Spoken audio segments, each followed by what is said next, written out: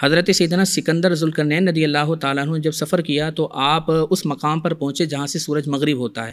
اور پھر آپ ایک مقام پر پہنچے جہاں سے سورج طلوع ہوتا ہے، اور پھر تیسرا جب آپ نے سفر کیا تو ایسی جگہ پر پہنچے کہ جہاں پر یاجوج ماجوج قوم موجود تھی۔ وہاں کے جو لوگ تھے وہ بہت اس سے پریشان تھے، اور انہوں نے حضرت سیدنا سکندر ذوالقرنین رضی اللہ تعالیٰ عنہ سے یاجوج ماجوج کے فتنوں کے حوالے سے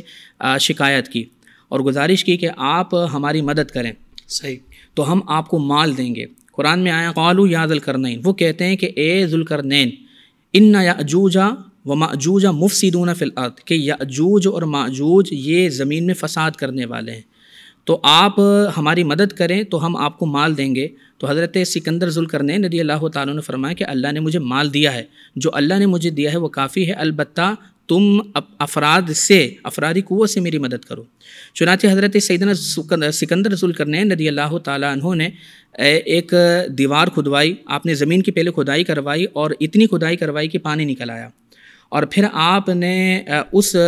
زمین میں پتھر تانبے سے پگھلائے ہوئے گارے کے آپ نے پتھر اس کے اندر رکھوا دیے، اور پھر آپ نے اوپر نیچے لوہا رکھوایا۔ آتونی زبر الحدید، قرآن کہتا ہے کہ آپ نے فرمایا کہ میرے پاس لوہے کے تختے لے آؤ، لوہے کے تختے لائے گئے اور پھر اوپر نیچے لوہے کے تختے لگائے گئے، اور پھر اس میں حضرت سکندر ذوالقرنین رضی اللہ تعالی عنہ نے کوئلہ اور لکڑی اس کے اندر بھروا دیا، اور پھر یہ دیوار آپ نے بلند کی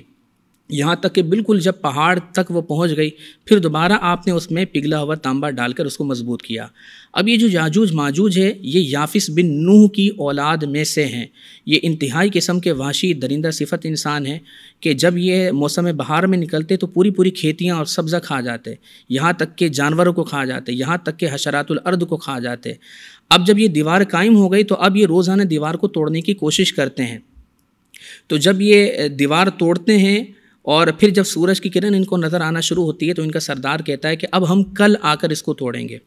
پھر جب وہ کل آتے ہیں تو دیوار پہلے سے زیادہ مضبوط ہو چکی ہوتی ہے، اور جو توڑا تھا وہ اپنی حالت پر واپس آ چکی ہوتی ہے۔ اس طرح روزانہ وہ دیوار توڑتے رہتے ہیں، اور پھر جب بالکل قرب قیامت کا وقت آئے گا تو اس دن جب وہ دیوار کو توڑیں گے تو ان کا سردار یہ کہے گا کہ انشاءاللہ کل ہم اس دیوار کو توڑ دیں گے۔ اس کا نتیجہ یہ نکلے گا کہ اس دن پھر دوسرے دن آ کر وہ دیوار کو توڑیں گے اور پھر وہ باہر نکل کر آئیں گے۔